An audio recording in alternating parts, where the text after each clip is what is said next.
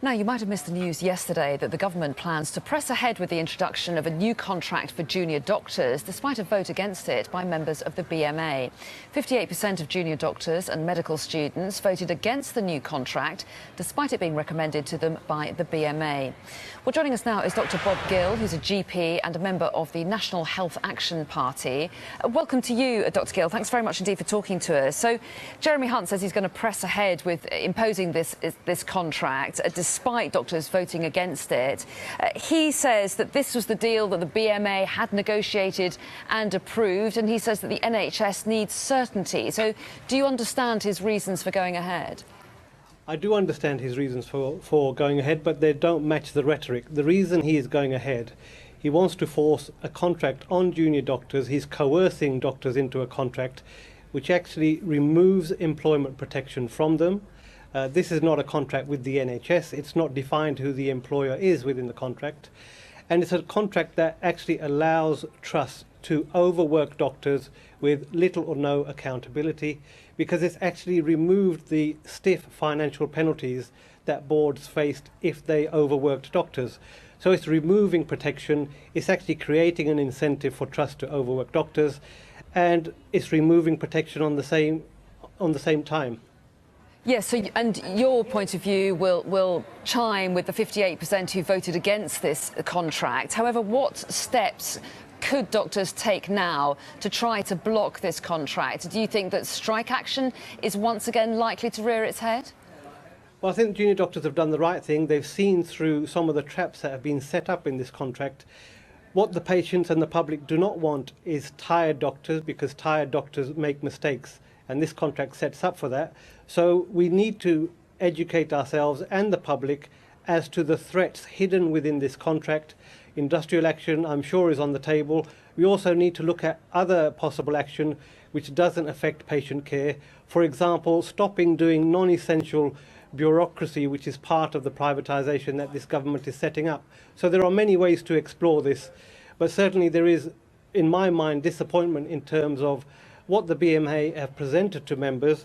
In fact, there's a clause, a Schedule 8, Section 8, page 45 of the contract, which is completely misleading, because if junior doctors raise concerns about patient safety, this contract offers them no protection, because the only body with a long-term oversight of junior doctors, Health Education England, is exempt from whistleblowing law. So this contract is atrocious.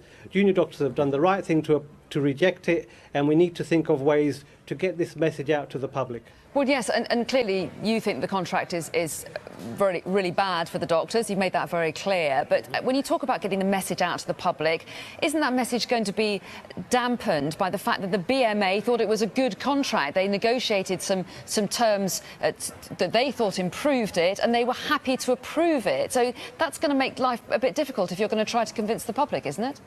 Well, the BMA have been actually shown up with their recommending of this contract.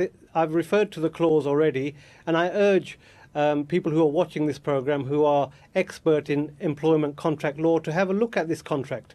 And, you know, contact me via Twitter, Dr. Bob Gill on Twitter, and see what they think, because it's an appalling contract.